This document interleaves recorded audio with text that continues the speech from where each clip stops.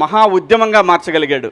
ఆ మహా ఉద్యమమే ఆ నాయకుడు చంద్రబాబు గారు బయటికి రావడానికి అంతమంది జనాలు, అన్ని కోట్ల మంది జనాల యొక్క ఒక వైబ్రేషన్ ఆయన బయటికి రావడానికి కారణమైంది.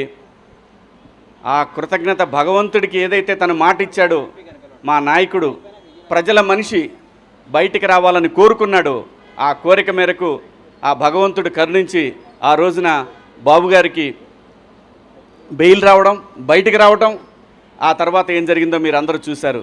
మరి ఊరికే మాటలంటాం అందరికీ సాధ్యమే, ఎవరైనా అనొచ్చు ఒక మాట. కానీ తన అన్న మాట ప్రకారం ఈ రోజున షాద్ నగర్ నుంచి, అంటే తనకి ఏదైతే తన జీవితం మొదలైన ఈ ప్లేస్ నుంచి వెంకన్న దగ్గరికి మొదలుపెట్టాడు ఈ ప్రయాణం, ఇవాళ తను ఒక 40-50 మందితోటి మొదలు పెడుతున్నాడేమో, కానీ ఇది అక్కడికి వెళ్ళేసరికి ఒక మహాసముద్రంలాగా మారిద్ది. మనందరం చూస్తాం.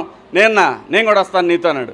నువ్వు కాదబ్బాయి, నువ్వు అక్కడ దాకొద్దు, నువ్వు బయలుదేరే దగ్గర ఉంటే చాలు అని అన్నాడు. ఎందుకంటే ఇది తను చేసేది దేని గురించి? తనకేం లాభం లేదు దీంట్లో, తనకు వచ్చేది లేదు.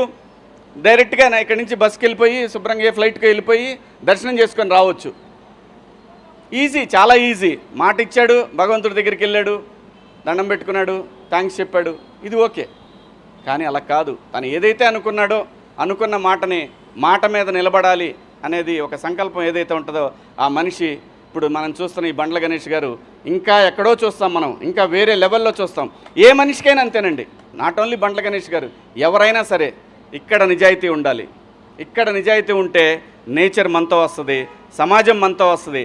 అలా గణేష్ అన్న ఈరోజు మొదలుపెట్టినటువంటి ఈ ప్రయాణం మనం చివరి వరకు కూడా వెంకన్న తోడుగా యావత్ 2 రాష్ట్రాల తెలుగు ప్రజలు, ప్రపంచంలో ఎక్కడైతే ప్రపంచవ్యాప్తంగా ఒక ఉద్యమాన్ని క్రియేట్ చేయగలిగాడో ఆ రోజున ఆ ప్రపంచవ్యాప్తంగా ఉన్న తెలుగు ప్రజలందరి ఆశీస్సులు గణేష్ అన్నకు ఉంటాయి. మా అందరి అభిమానంతో ఆయన ఎటువంటి అడ్డంకులు లేకుండా స్వామివారి దగ్గరికి ప్రయాణిస్తాడు. స్వామివారి దర్శనం రోజున ఖచ్చితంగా ఎక్కడున్నా సరే నన్ను కూడా భగవంతుడు అక్కడ దాకా తీసుకెళ్లాలని కోరుకుంటున్నాను. ఖచ్చితంగా గణేష్ అన్న, థ్యాంక్ యూ. నీ మంచి మనసు, నీ నిజాయితీయే నిన్ను నడిపిస్తూ ఉంది.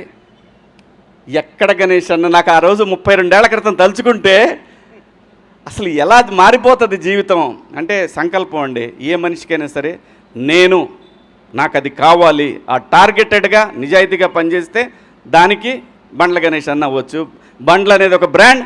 ఈ బ్రాండు కలకాలం, చిరకాలం 10 మందికి సాయపడుతూ ఉండాలని మేమందరం నీ వెనకాల ఉంటామని ఆ భగవంతుడిని కోరుకుంటూ, థ్యాంక్ యూ అన్న, all the best, happy journey.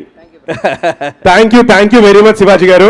మీరు ఆ 32 ఏళ్ల స్నేహాన్ని గుర్తుపెట్టుకొని ఇక్కడికి వచ్చి సపోర్ట్ చేస్తున్నందుకు thank you very much. And ఇప్పుడు ఈ కార్యక్రమం విజయవంతం అవ్వాలని ఆశీర్వదించడానికి వచ్చేసిన విజయనగరం ఎంపీ అప్పలనాయుడు గారు